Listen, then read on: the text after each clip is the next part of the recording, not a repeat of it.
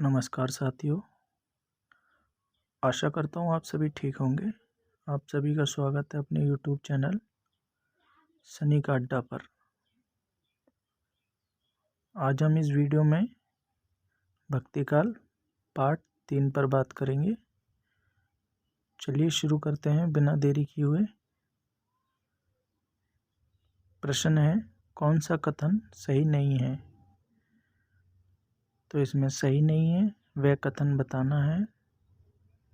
तो सही कथन नहीं है वह है सूफी संप्रदाय खंडन मंडन को महत्व देता है। अगला प्रश्न बढ़ते हैं।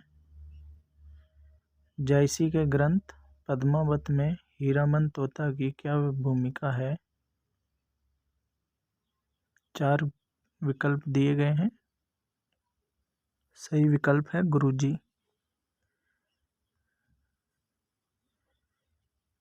अगला प्रश्न देखते हैं। श्री वल्लभाचार्य की शिष्य परंपरा में 4 विकल्प दिए गए हैं, जिसमें सही उत्तर है कृष्ण की उपासना होती है। अगला प्रश्न देखते हैं। निम्नलिखित में से किसने ब्रह्म सत्य जगन मिथ्या का उपदेश दिया था? 4 विकल्प दिए गए हैं। सही विकल्प है शंकराचार्य। अगला प्रश्न की ओर बढ़ते हैं। अलवर संतों ने किस भाषा में लिखा है? 4 विकल्प दिए गए हैं। सही विकल्प है तमिल। अगले प्रश्न की ओर बढ़ते हैं। गोस्वामी तुलसीदास ने रामचरितमानस की रचना किस उद्देश्य से की थी? 4 विकल्प दिए गए हैं। सही विकल्प है स्वांतः सुखाय। अगले प्रश्न की ओर बढ़ते हैं। निम्नलिखित में से किसने श्री राधा वल्लभ संप्रदाय नामक नया पंथ चलाया? 4 विकल्प दिए गए हैं। सही विकल्प है हरिवंश। अगले प्रश्न की ओर देखते हैं। किस रस की अभिव्यक्ति में सूरदास संसार के सर्वश्रेष्ठ कवियों में गिने जाते हैं? 4 विकल्प दिए गए हैं। सही विकल्प है वात्सल्य। अगले प्रश्न की ओर बढ़ते हैं। सूरदास का प्रमुख ग्रंथ सूरसागर जनश्रुति के आधार पर इसमें कुल कितने पद थे? 4 विकल्प दिए गए हैं। सही विकल्प है 1.25 लाख। अगला प्रश्न देखते हैं। सूरदास की एक रचना साहित्य लहरी है। इसमें सूरदास ने राधा का नक्शिक वर्णन किया है। अगला प्रश्न देखते हैं। रस खान ने किस भाषा में रचना की? 4 विकल्प दिए गए हैं। सही विकल्प है ब्रज भाषा में। अगला प्रश्न देखते हैं। पुष्टि मार्ग के प्रवर्तक कौन थे? नीचे 4 विकल्प दिए गए हैं। सही विकल्प है वल्लभाचार्य। अगला प्रश्न देखते हैं। अष्टछाप के कवियों में सबसे बड़ा स्थान किसे प्राप्त है? 4 विकल्प दिए गए हैं। सही विकल्प है सूरदास को।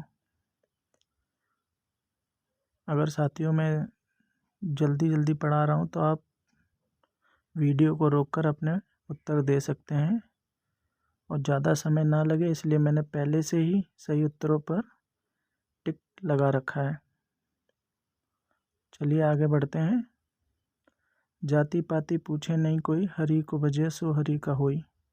उक्त पंक्तियाँ किस कवि की हैं? 4 विकल्प दे रखे हैं। सही विकल्प है कबीर की।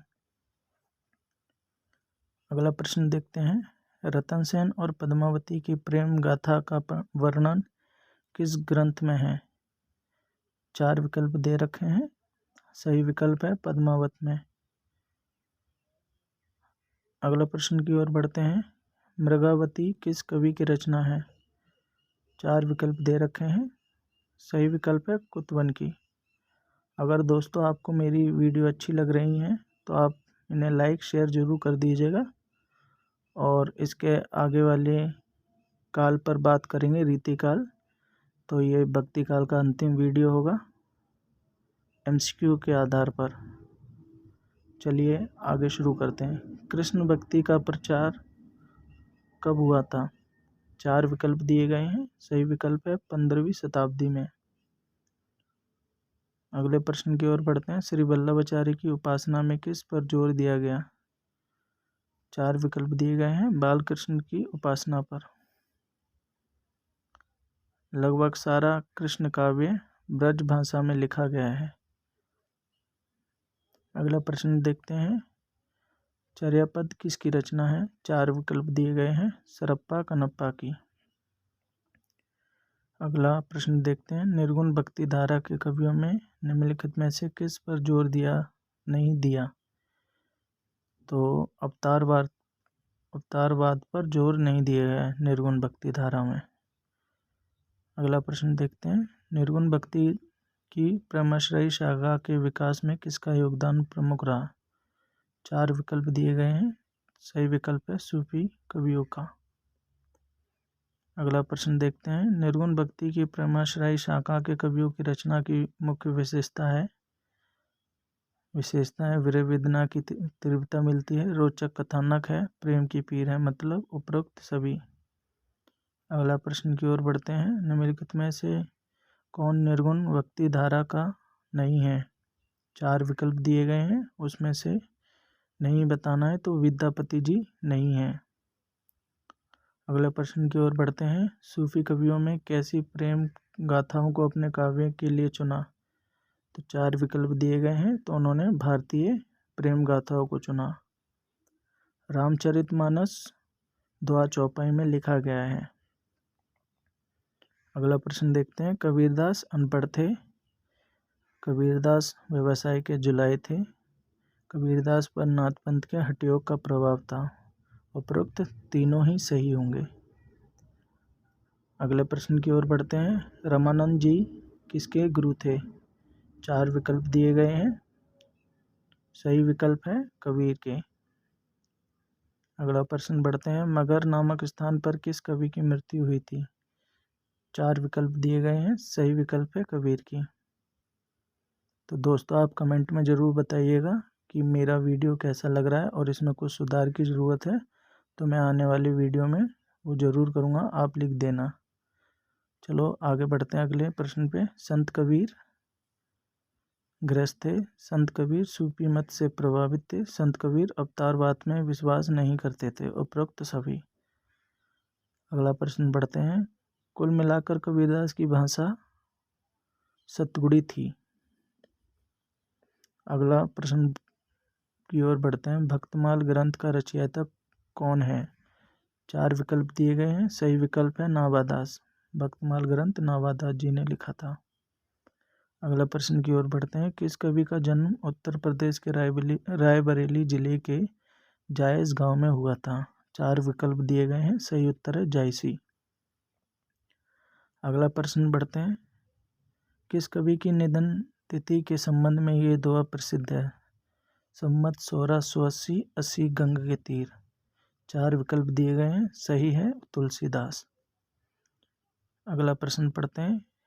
किसका बचपन का नाम राम भोला था? 4 विकल्प दिए गए हैं। सही विकल्प है तुलसीदास। तुलसी के काव्य में साधु मत है, लोकमत है, मतलब दोनों हैं। तो वीडियो समाप्त करने से पहले आपसे कहना चाहूँगा, आप सभी से निवेदन है, अगर आपको ये वीडियो अच्छा लग रहा है तो आप जिस पे लाइक और कमेंट ज़रूर करिएगा। इस वीडियो का अंतिम प्रश्न पढ़ लेते हैं। कबीर की कविताओं में निम्नलिखित में एक नहीं है। तो नीति है, रहस्यवाद है, छायावाद नहीं है। आप सभी का धन्यवाद।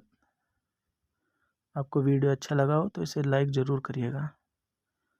नमस्कार साथियों, मिलते हैं अगली वीडियो का टॉपिक रहेगा रीतिकाल।